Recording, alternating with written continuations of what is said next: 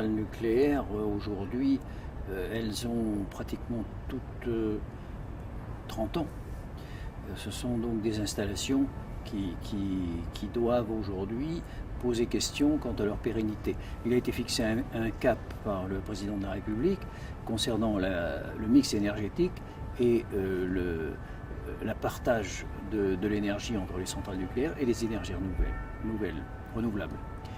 Les centrales nucléaires, aujourd'hui, doivent être, à l'aune des 40 ans, on doit se poser la question de leur pérennité. Nous avons donc là tout un tas de dispositions autour de la sûreté nucléaire. Nous avons fait un amendement qui nous a permis, dans un débat qui était un débat extrêmement conflictuel, pour savoir si on arrêtait les centrales à 40 ans ou si on les perpétuait, on a posé un amendement qui permet à la fois de voir un audit des centrales, une enquête d'utilité publique, et c'est l'autorité de sûreté qui va définir si ces centrales continuent.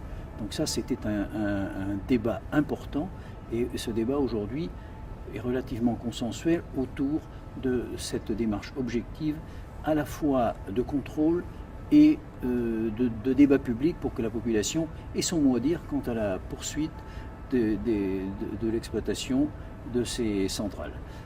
Il y a ensuite, on a fait évoluer la situation des précaires du nucléaire, en particulier tout ce qui concerne le suivi de leur santé puisqu'ils changent de centrale, et donc l'idée d'un médecin commun unique qui puisse suivre avec un dossier individuel, qui puisse suivre l'état de leur santé dans chacune des centrales où ils sont appelés à travailler.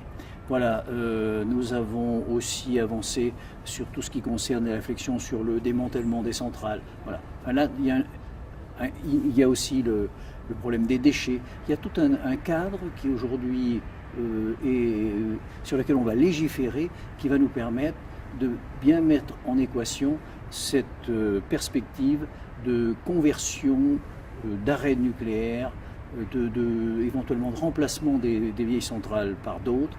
Enfin, il y a toute une logique aujourd'hui autour du nucléaire qui nécessitait un cadre, et c'est dans cette loi que nous l'avons écrit.